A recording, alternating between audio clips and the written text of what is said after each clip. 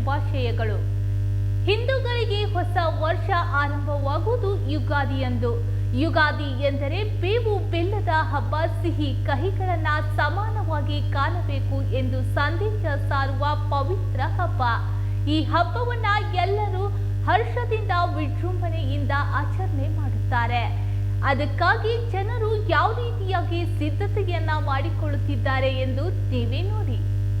ದೇಶದೆಲ್ಲೆಡೆ ಯುಗಾದಿ ಹಬ್ಬದ ವಾತಾವರಣ ಮೂಡಿದ್ದು, ಎಲ್ಲರೂ ಬಗೆ ಬಗೆಯ ಹೂಗಳು, ತರತರಹದ ಸಾಮಗ್ರಿಗಳು, ಹೂ ಹಣ್ಣುಗಳ ಖರೀದಿಗೆ ಮುಗಿಬಿದ್ದಿರುವ ಜನರು ಎಲ್ಲರ ಮುಖದಲ್ಲಿ ಏನೋ ಸಂತೋಷ ಸಂಭ್ರಮ ತುಂಬಿದ್ದು, ಯುಗಾದಿ ಹಬ್ಬದ ಪ್ರಯುಕ್ತ ಜನರು ತಮಗೆ ಬೇಕಾದ ಸಾಮಗ್ರಿಗಳನ್ನು ಕೊಂಡುಕೊಳ್ಳುತ್ತಿರುವ ದೃಶ್ಯ ಕಂಡು ಬಂದಿದ್ದು ವಿಜಯಪುರದ ಲಾಲ್ ಬಹದ್ದೂರ್ ಶಾಸ್ತ್ರಿ ಮಾರ್ಕೆಟಿನಲ್ಲಿ.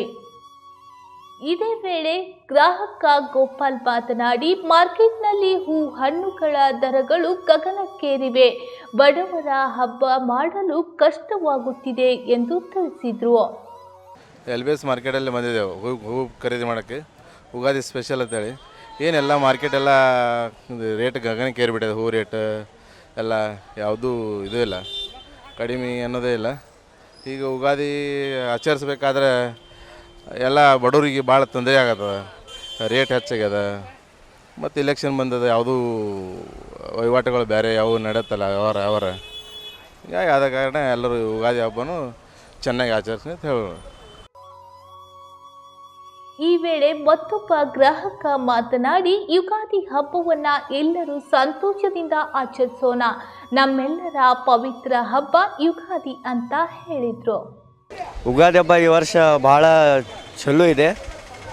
ಮತ್ತು ಇದೇ ನಮ್ಮ ಹಿಂದೂ ಧರ್ಮ ಸಲುವಾಗಿ ಯುಗಾದಿ ಹಬ್ಬ ಭಾಳ ಇದು ಎಲ್ಲರೂ ಚೆನ್ನಾಗಿ ನಮ್ಮ ಹಿಂದೂ ಧರ್ಮ ಹಿಂಗೆ ನಡೆಸ್ಕೊಂಡು ಯುಗಾದಿ ಹಬ್ಬ ಮಾಡಿಸ್ಕೊಂಡು ಚೆನ್ನಾಗಿ ನಡ್ಸ್ಕೊಂಡು ಹೋಗ್ಬೇಕಂತ ಇದು ಅದೇ.